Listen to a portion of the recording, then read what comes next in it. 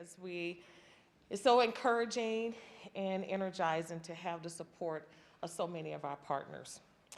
Thank you to Mayor Ginther, Council President Hardin, County Commissioner Crawley, Board Member Michael Cole, Dr. Roberts, Kenny Mcdonald from Columbus Partnership, and Mifflin Middle School parent Leo Carter for standing alongside me today to talk about the importance of keeping our students in school, in their classrooms as much as possible.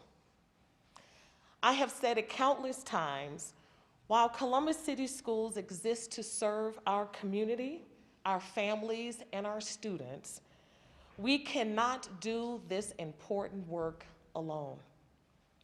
It takes an entire community, a city of partners, to come together, especially in critical times, to do what's best for kids. And what's best right now is being in person, in classrooms, to the greatest extent possible. Because we know that that's where students are safest. Our schools offer students so much of what they need to grow academically, socially, emotionally. And that's due to our outstanding educators, principals, support staff that we have in our school buildings. What's happening in Columbus right now is not unique to Columbus. It's happening all over the United States. Schools are grappling with the challenge of maintaining in-person learning in light of increased staff absences. Like many other districts, we have taken a daily assessment approach to make determinations building by building. Our process involves looking at the number of absences, the types of absences, and substitutes to cover in each school, starting in the afternoon, continuing in the evening, and early morning hours. This process has allowed us to safely have as many students possible in their classrooms for in-person learning. Over the 9 days that Columbus City Schools was in session the past 2 weeks, we averaged more than 100 schools open for in-person learning, available to serve more than 40,000 students in our city each day. In total, 41 of our 112 school buildings have had at least 1 day of remote learning over the past 2 weeks. The remaining 71 schools have held in-person learning each day. So despite the challenges we faced over the past 2 weeks, our entire district has stepped up every opportunity to support our students and our fellow staff members. Whether that be covering classes, quick responses to maintenance issues, or delivering additional PPE materials for classrooms, we recognize the importance of being there for our fellow staff members and our CCS family. We want to be the beacon of resiliency and strength, and to show how to get through this pandemic together and prioritize our students. Because our students deserve to be in school. And I appreciate the efforts of our teachers, our principals, staff, and partners to make that happen. We will get through this critical time, but we must do it together as one city and one community. Thank you.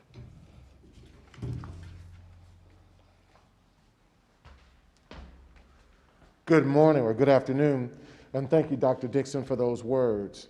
I want to thank this partnership here between City Hall, the county, and so many others who are vehement about supporting our young people, our children, being in a school building. As a parent in Columbus City Schools for the last 15 years, of a graduate student in 2020 and a soon-to-be graduating student this year, I know that there is no more productive and safer place during the day than for our children to be in school, for our children to be learning and bringing in the curriculum and the teaching, the instruction that they need to grow into productive citizens. At the end of the day, we want to ensure that our staff are safe, that we have effective transportation working, that we have buildings that are safe, warm, and dry. And we have been vigilant to that effect. We have. I want to ensure that this partnership shows its strength and its bond and what our district calls the power of one, Dr. Dixon, the power of one. The power of one community coming together to ensure that what is best for our children is put into effect. I'm thankful again for this partnership. I look forward to our continued support of each other and moving forward this power of one in Columbus City Schools that makes us a place that makes each student highly educated, prepared for leadership and service, and empowered for success as citizens in the global community. God bless you.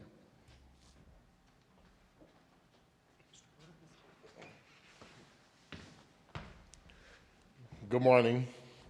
I'm Leo Carter. I'm a parent of a middle school child from Mifflin Middle School. And I stepped here today to give you guys my thoughts as far as why I feel it's very important for our kids to remain in school. Over this past year, my middle schooler spent all of his time in front of the laptop with his phone and also social media and things that's not educational for him. I was thrilled at the fact that you guys asked me to speak because of the fact that I was determined and happy at the fact that he was going back into the classroom this year because of the fact that he missed his interaction with his teachers, his peers. And I'm a firm believer that a lot of our kids' social outcomes or social outlooks are developed within the classroom, not on social media. That's not what's important for our kids. And a lot of our kids aren't learning what they need to learn from being remote because they don't have that personal interaction. They can't just stop and ask the teacher, well, I'm not understanding, can you help me? Can I stay after class and get some more? You know, that's being in that classroom and being able to get that extra, being able to ask the questions if you don't know. That's one of the major things that my son and I go over. If you don't understand or you're not able to catch it, ask a question. Keep asking until you understand it. You can't do that if you're looking at that monitor and you can't speak directly to your educators. A lot of kids, I feel, that I've interacted with outside of school, school is actually their safe haven. Some children don't have it at home, that support system that's going to help them where they can get answers to questions that their parents, unfortunately, may not know. They can't get it directly from their parents. They need that classroom interaction. And the staff at Mifflin Middle School have been so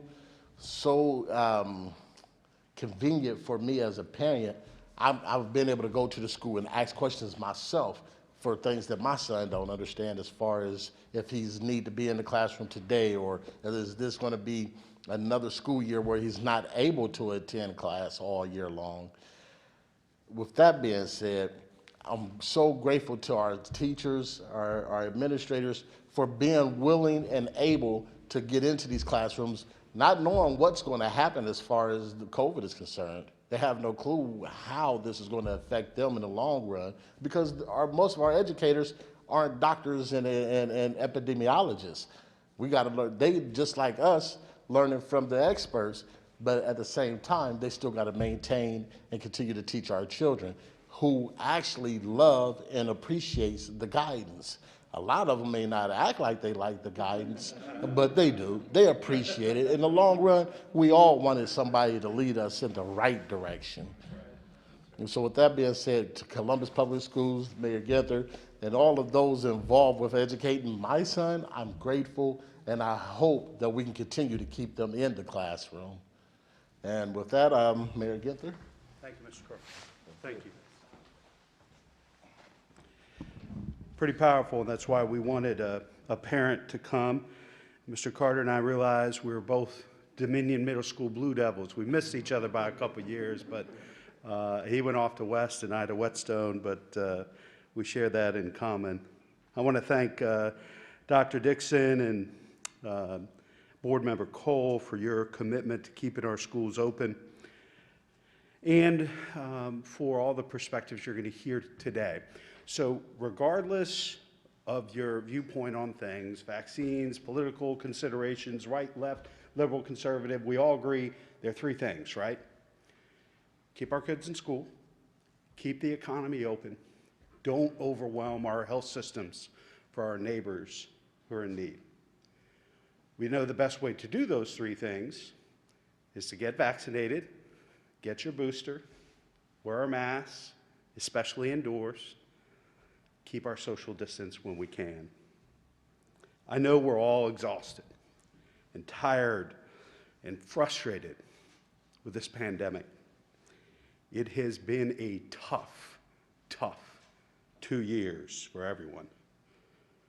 Just ask a nurse or a doctor who have never, ever gotten a break. But our children have paid the highest price, suffering more than a year of remote learning. We know the toll it has taken on them, not just academically, but socially, mentally, and emotionally, as Mr. Carter spoke to. The Omicron variant has ramped up the number of cases, causing fear and uncertainty. But what we know is this: COVID-19 is here to stay. We must learn how to live with it. In the early days, almost 2 years ago, we knew little about the virus, and we had no way to prevent it or treat it. Now we know that masks prevent the spread of the virus, especially surgical masks. Now we have a vaccine and boosters to stave off the worst infections and keep people out of the hospital. And we have promising treatments for those who do catch COVID.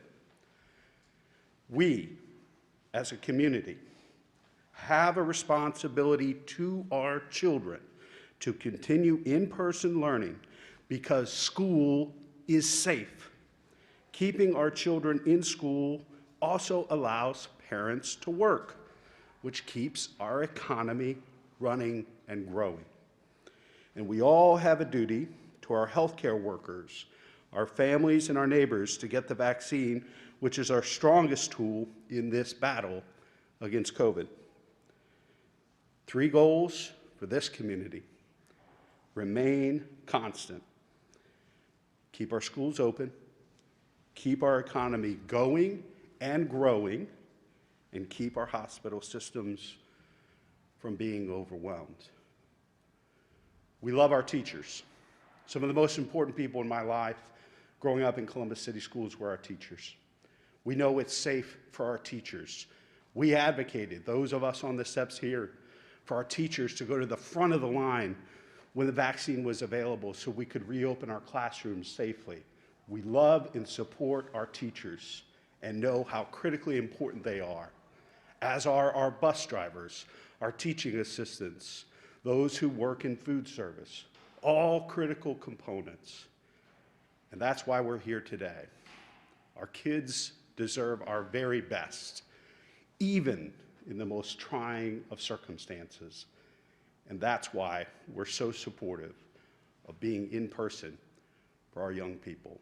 Now to talk about the public health impacts and the safety of in-person learning, please welcome our great warrior in this battle, Dr. Mashika Roberts.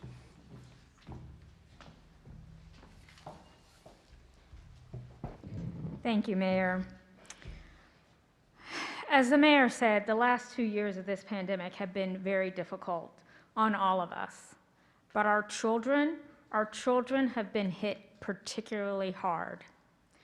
They have faced unprecedented changes and hardships unknown to us when we were children. Isolation, lost time with family and friends, missed activities, and educational changes and challenges. And with these challenges have come growing mental health issues that have been exacerbated or maybe are just starting to debut as a result of this pandemic. As we move into our 3rd year of this pandemic, with unfortunately no end in sight, we must do what we can, what we're capable of, to provide children with the support, stability, and the tools they need to move through this pandemic. One of the best things we can do is keeping them in the classroom. Schools are essential. Kids belong in the classroom where they can learn, they can engage, and they can reach their maximum potential. We continue to know that kids should remain in the classroom with all the public health mitigation practices in place. And you heard the mayor say it. Masking for students, for teachers, for staff. Vaccines and boosters for all who are eligible. Staying home when you're sick. Washing your hands, enhanced cleaning of the schools, and social distancing when appropriate. Based on what we know today, transmission is occurring outside the classroom and in social settings. Transmission is not occurring in the classroom when all the public health mitigation efforts are in place. I applaud Columbus City Schools. If you remember, it was early August, if I'm not mistaken, maybe even July of 2021, when the state had dismissed all the orders for schools to mask in the classroom. And Columbus City Schools was the first school district in the state that said, we will mask when we go back into the classroom. So they have been following that important public health guidance since the beginning of this academic year. And I can't thank Dr. Dixon and her team enough for stepping ahead and doing that. So kudos to you. But schools cannot do this alone, and that's why we're all here. They need all of us to help them, to help our community, to get our numbers down in our community. And so it's not just the schools, it's not just the teachers, it's not just the students. We all need to mask when we're indoors in public places. We all need to get vaccinated if we're eligible and get boosted if we're eligible. And we all need to stay home when we're sick. That's how we keep our schools in session, that's how we keep our economy going, and that's how we get to the other side of this pandemic. Columbus Public Health continues to give COVID vaccines. We're providing a clinic today, right upstairs behind me. We're here until 6 p.m. tonight. And tomorrow, as well as Thursday, we are going back to the Celeste Center to offer COVID-19 vaccines, first dose, second dose, booster, pediatric dose, flu vaccine. Any vaccine you want for COVID or flu will be available at the Celeste Center Wednesday and Thursday of this week. And we will be there from 9 to 6 p.m. In addition to that, we offer 9 vaccine clinics throughout the week, whether it's here, one of our rec centers that we've partnered with, or one of our community agencies. So COVID-19 vaccines are readily available in our community. You do not need an appointment. You do not need to pay for them. They are free, and you can walk into any of the Columbus Public Health vaccine clinics and get your vaccine. So that is not an excuse for someone not getting vaccinated. Vaccines, as you know, now are available to anyone who's 5 years of age and older. And then boosters are also available for many. We have partnered with Columbus City Schools. We have gone into the schools and provided the vaccine to the elementary kids, to the middle school kids, and to the high school kids. And so that has been a great partnership and a great success story. So we have made this available and will continue to make this vaccine available for all who are eligible. Columbus Public Health will continue to do our part. But I challenge everyone who's listening, we need you to do your part. And your part, again, includes masking, vaccinating, keeping your distance, and staying home when you're sick. So please, please join us. Get vaccinated, wear the mask, stay home if you're sick, wash your hands. And please help us help Columbus City Schools so they can keep our kids, yes, they're our kids, they're our community members, they're the future leaders of our community. We want them to go to school, to get educated, to be healthy, and to be safe. And they can do that best in the classroom where they belong. So with that, I'd like to pass this over to Council President Hardin, and I thank you all for your attention. Thank you, Dr. Roberts. Thank you for hosting us, and thank you to you, your team, and all of those who have been working for 2 years straight to keep our communities safe. I want to say thank you to the mayor for pulling together this partnership, the power of one that School Board Member Cole talked about. And really, we come together to, one, say thank you. Thank you to the leadership of Columbus City Schools. Thank you to the bus drivers. Thank you to the teachers. Thank you to the parents. This is hard. This has been hard, but we are getting through it. Secondly, I want to say that just like we were 2 years ago when we realized that the safest thing for our kids to do were to close schools, we listened to the science, and it was a tough thing to do, but we followed the science and we did that. Fast forward 2 years now, knowing what we know now, having the mitigation tools that we have now, the science is saying that the safest place for you and our children to be is in schools. And so just like we had to follow the science at the beginning of this thing, it is that crucial that we follow the science today. I can't give you a better public health advice than Dr. Roberts, or give you our community better insight into what's happening in our schools than Dr. Dixon, but I can say this clearly, that schools should remain open, and we're going to get through this. Early hotspots like New York City are now seeing declining positivity rates and overall case counts. And this doesn't mean that folks in New York or folks right in here in Columbus can relax. It's the opposite. We have to continue to do the things that work: the face mask, the vaccinations, the social distancing when we can. But our community will get through this, and we will get through this together. To wrap up, just have a couple asks. First, to Central Ohio communities, Columbus has a mask mandate for public spaces. If you're a city council member or a city manager in Central Ohio, please put a mask mandate in place. We know this works. It keeps us safe. It keeps our economy open.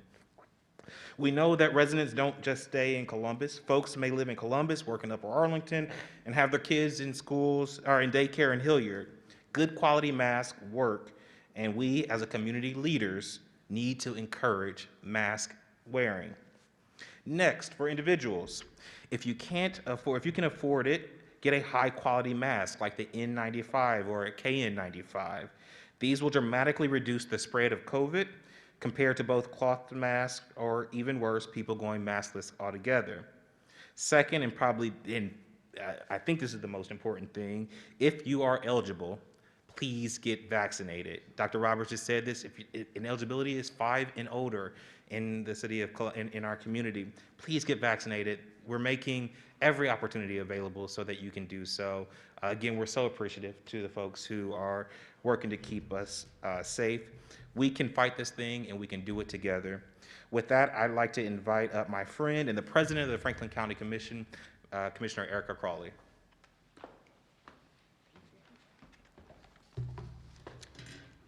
Thank you, President Hardin. I want to say thank you, like my other colleagues, to the mayor for bringing us together.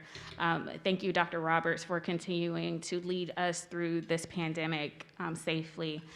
Thank you, Dr. Dixon and Board Member Cole, for your leadership. We know that you have tough decisions to make, and it's not easy, but you make them anyways, in keeping our children and our community at the forefront. Thank you, Mr. Clark, for your perspective, and of course, President Hardin, for your ongoing leadership. And I'll introduce my friend Kenny McDonald in a second to talk about his commitment from the business leadership perspective. But I just want to say what you continue to hear throughout this press conference is that we want our children to thrive.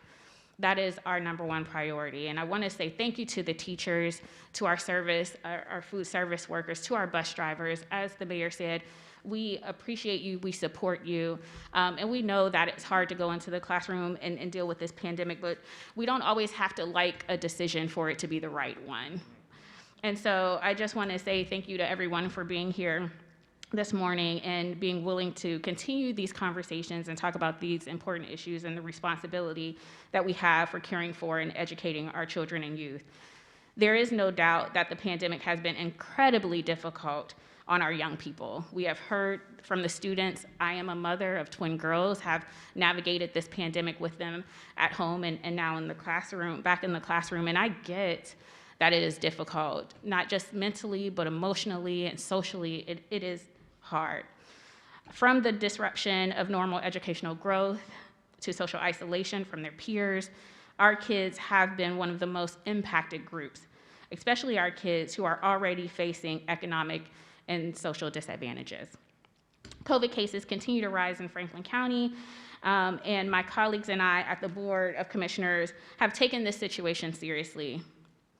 We continue to fully support Franklin County and Columbus Public Health, as well as the other health professionals by following and funding the latest health guidelines and recommendations.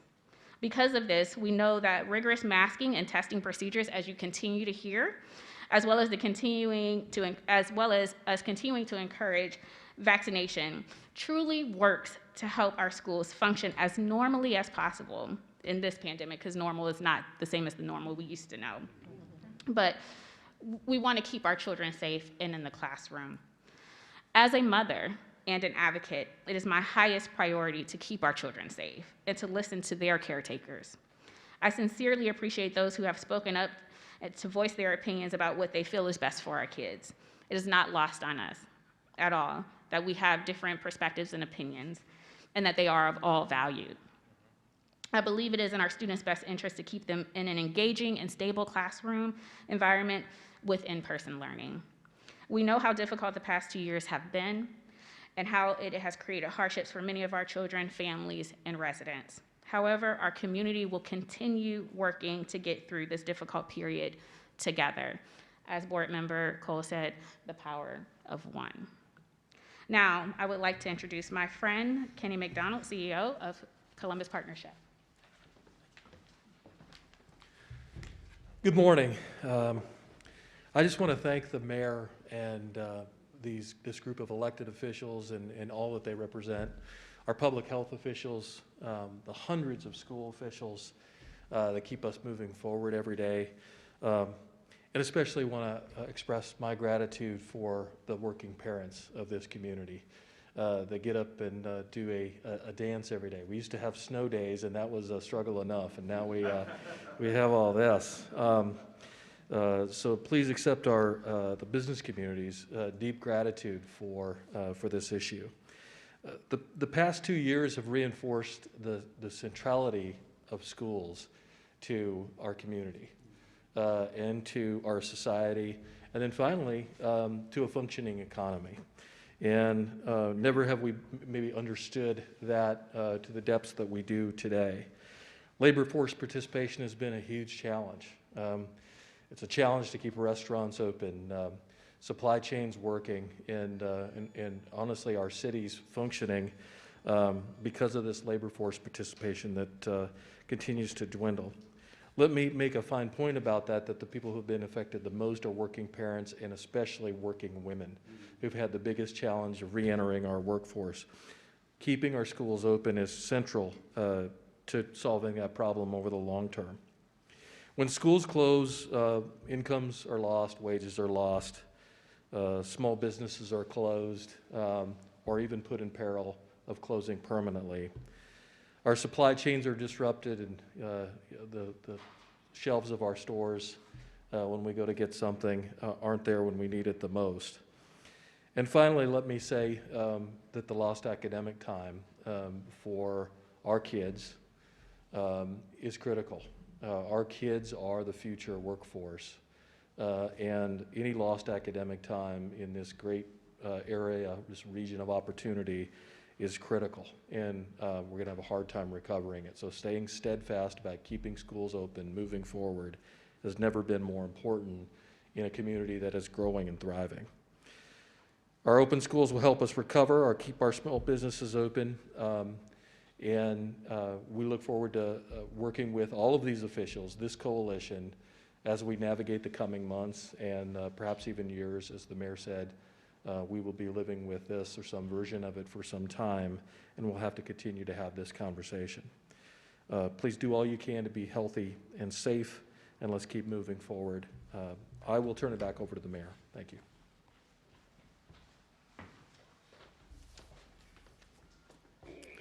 Thank you, Kenny, and thank you for all of our speakers here today.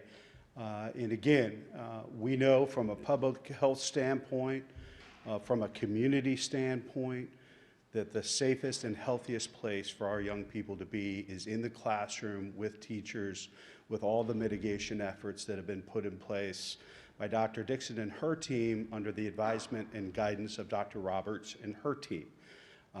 These things are absolutely critical. And again, regardless of where you stand on any number of issues and worldviews, we know we all share these three things in common.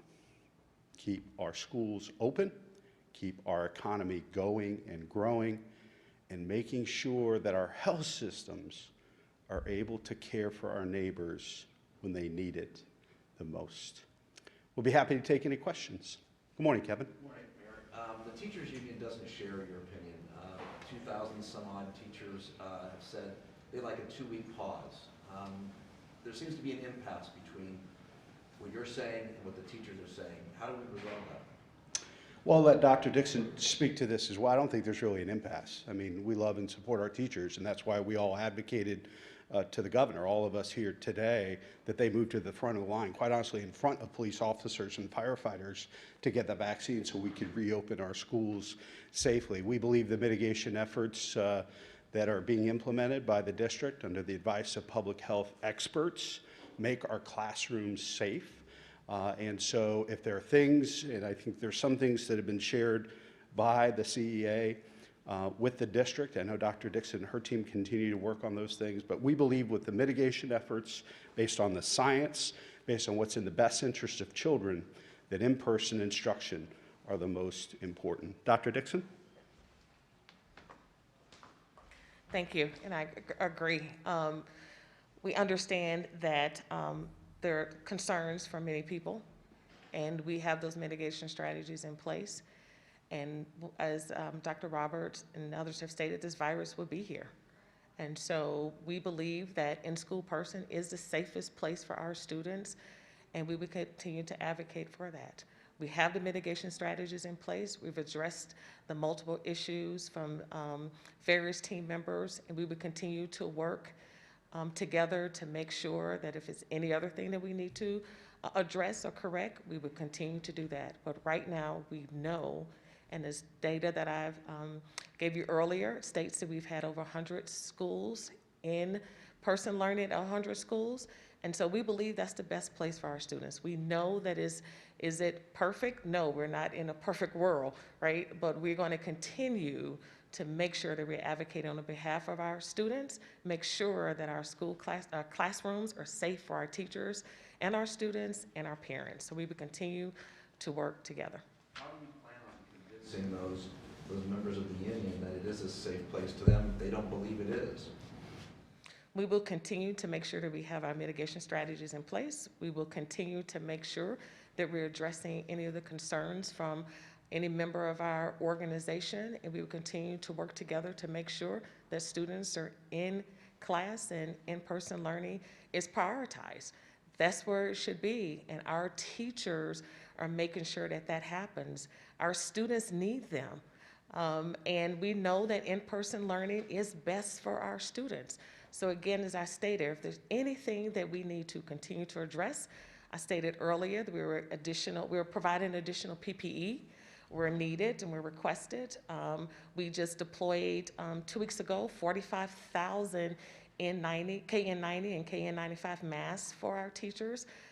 Anything that our teachers need, we're providing it, along with our school nurses. Our school nurses have been instrumental in making sure that we keep our classrooms open. And so we all have to work together. We're a large organization, over 9,000 employees, serving over 20,000 plus families. So we understand that our organization is large. We have issues that we have to address. We address those issues quickly as possible, but we make sure that our students are learning in safe environments and our teachers have everything that they need to make sure that their environments are conducive to learning. Yes. Dr. Dixon, sorry. Go ahead. Dr. Dixon, how confident are you in staffing levels coming up here? I know that students are not in the classroom today, but teachers are with their PDE day and their day tomorrow as well. Have you been tracking attendance this week as well for teachers? Yes, I don't have those numbers. I get those at the end of the day. But again, yes, we have professional development today. We have records day tomorrow. And again, we know that this is all not just COVID related. We know teachers have other health issues. And you know, people are off for various reasons, but we're keeping track. We have lots of permanent substitutes in our buildings, people who have stepped up and said they were continue to teach if possible, if needed rather. And we also have teachers who are covering classes for their colleagues. So when we talk about a organization that supports one another, so we understand that we want our kids in our classrooms, so our teachers are stepping up and say, I will cover that class until we get a substitute in. So, you know, it varies from day to day. That's why we have, you know, some days we have schools open and some days we have to move students to remote learning, but it varies, and we would continue to use that strategy so that we can keep as many schools open as possible. You said that there are teachers covering for other teachers' classes. Is there anything being done to help them through this stressful time? Any extra things that the district is doing to provide them with help during this time? Oh, absolutely. I mean, it comes from our amazing principals, right? So we have amazing principals that are making sure that whatever additional support that those substitutes need, and these are building subs, because these are educators who wanted to be in these buildings permanently. They wanted to work with our students, and they have worked with their colleagues, so they know what the lesson plans are. They know what our students need. And again, we talked about earlier, as Board Member Cole talked about our Power of One initiative. That's the power of it. You know, we are working together to make sure that our students are learning in person, our teachers have the resources they need, the support they need, and we're making sure our principals and other central office staff are providing that support. Dr. Dixon, the vaccine has been mentioned as something that's key to stopping the spread of COVID or slowing down the spread of COVID. Is the district considering mandating the vaccine for staff? Mandating the vaccine for staff, is that the question? We've not made a decision on that. So currently, it is not a condition of employment, but we have partnered with Columbus Public Health to make sure that the vaccine is available for all of our staff members. So we want our staff members to have the vaccine, to be boosted. It is their choice currently, but we have encouraged it, and we're hopeful that everyone decides that it's best for them to get that vaccine. Do you know how many percentage of the staff is vaccinated? I don't have that information because, again, it's not a condition of employment. We have a question. I have a question. Dr. Dixon, just to kind of follow up on some of the questions in regards to teachers and subs, are you seeing any shortages? Do you have enough subs at this point? I know a lot of districts are trying to hire. I think everyone across the United States is seeing subs and shortages, and all of our staff, and we're no different, right? But we have people were working together and to make sure that if we need to cover classes, we'll cover classes. And that's what we continue to do. So we stated earlier that we had a shortage in our bus drivers. We have decided to offer courses through our adult ed program. We are providing free courses and some financial incentives for those who want to be trained and get your CDLs. So if any of you out here want to come and work for our transportation department, we need additional bus drivers. And that's what we're going to continue to do. We're going to continue to recruit employees for our district, and we're going to continue to advocate for those who want to be substitutes. If there's a financial offering subs or transportation more money, is that coming from the pandemic funding that was from the government, or where are some of those financial resources coming from?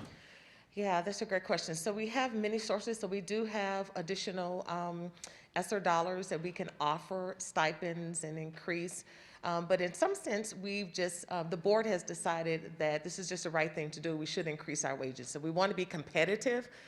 So competitive wages is what we've been able to offer. But we have, for example, our teachers now will be able to receive 250 hours in our Power On initiative. And it's an initiative so that classified and certified staff members are able to come up with strategies to connect with our students. Because we know that our students are not as connected with us as they were prior to the pandemic. And so these hours, these dollars would be coming from our ESSER dollars.